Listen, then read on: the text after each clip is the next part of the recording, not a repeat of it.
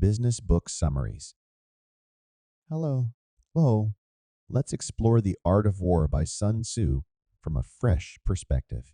This ancient Chinese military theory, written about 2,500 years ago, goes beyond warfare and offers valuable insights applicable to various aspects of society.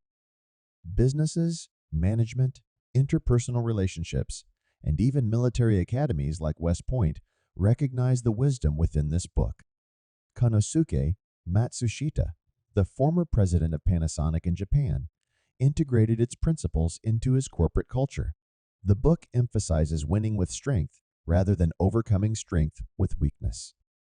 It urges strategic calculation and analysis, evaluating factors like politics, timing, geography, leadership quality, and military structure, akin to assessing one's position in the market and leveraging advantages effectively.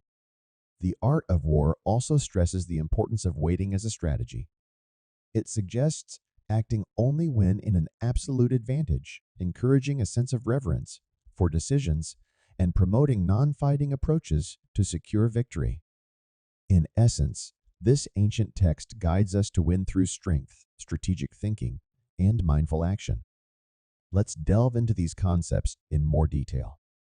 Part 2. The Power of Waiting. Let's start with a light-hearted tale from Japan's Warring States period, featuring Oda Nobunaga, Toyotomi Hideyoshi, and Tokugawa Ieyasu on a bird-watching escapade. Picture this: the trio sought a melodious tune from a bird, but it remained silent. Oda Nobunaga suggested a rather direct approach: silence the bird permanently. Toyotomi Hideyoshi, on the other hand, proposed a balanced strategy of reward and punishment to encourage the bird to sing. Amidst this, Tokugawa Ieyasu calmly advised patience, believing the bird would sing in its own time. Though a fictional tale, it echoes a profound principle sometimes. Waiting proves to be the wisest course of action. Among the trio, Tokugawa Ieyasu may not have been the most audacious in battle, but his patience and willingness to wait set him apart. In the end, this patience allowed him to live the longest and unite Japan. Contrary to the adage, attack is the best form of defense. Often waiting is more crucial than striking. Sun Tzu, the author of The Art of War, advocated this approach. A skilled warrior secures themselves, maintains an invincible stance, and awaits the precise moment to strike. This waiting isn't idleness. It's a phase of building strength and observing the opponent's moves. Success demands patient accumulation of strength and seizing the opportune moment to act. Sun Tzu's philosophy is cautious battles shouldn't be rushed. He stresses a strategic preservation of resources and momentum, only launching an attack when victory is highly probable. Sun Tzu emphasizes defense and waiting, not as a sign of weakness, but as a method of prudent strategy.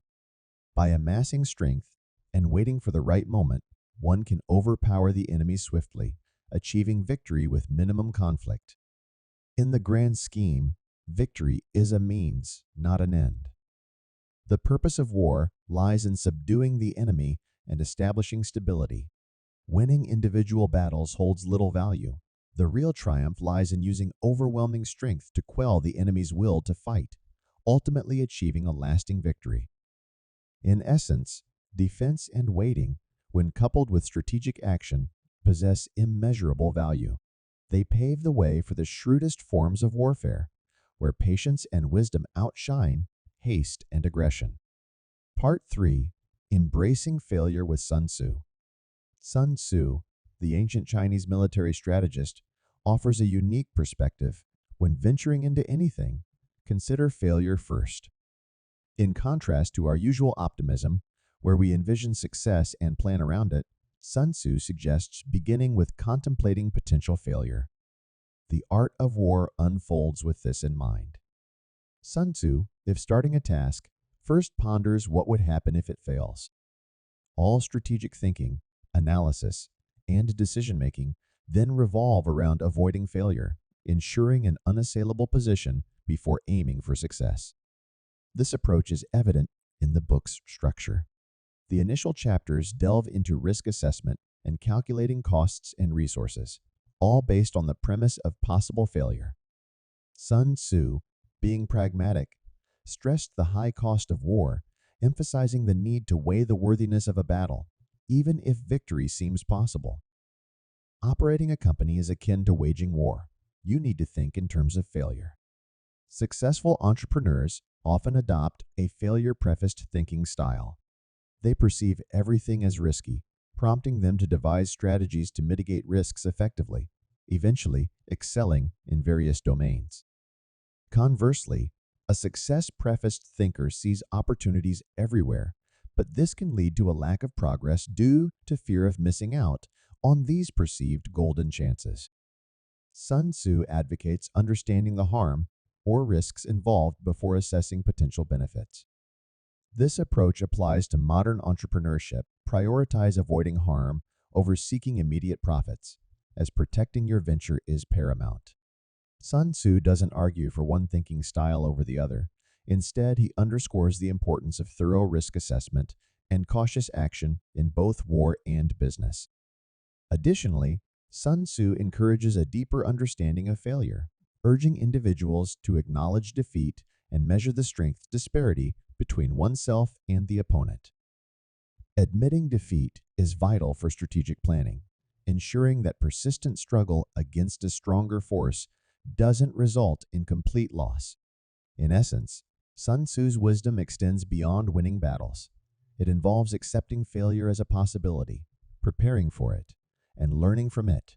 True comprehension of the art of war lies in embracing this philosophy of embracing failure. Conclusion: embracing wisdom from the art of war. In reflecting on the art of war by Sun Tzu, three core principles stand out. Firstly, the book emphasizes winning through strength rather than trying to overcome strength with weakness.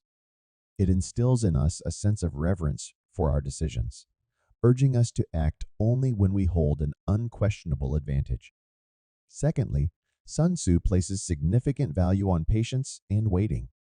He suggests that aspiring to greatness requires a patient approach, staying hidden and prepared for the right moment to make a significant move.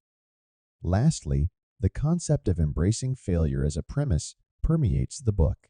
Before embarking on any endeavor, one should consider the risks and costs, with a keen focus on avoiding failure.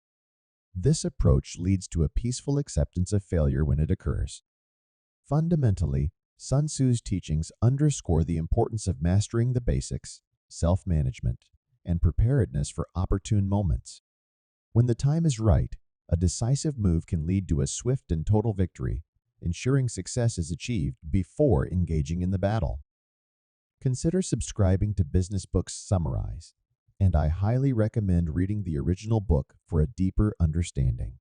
If you have more books you'd like insights on, feel free to share them in the comments.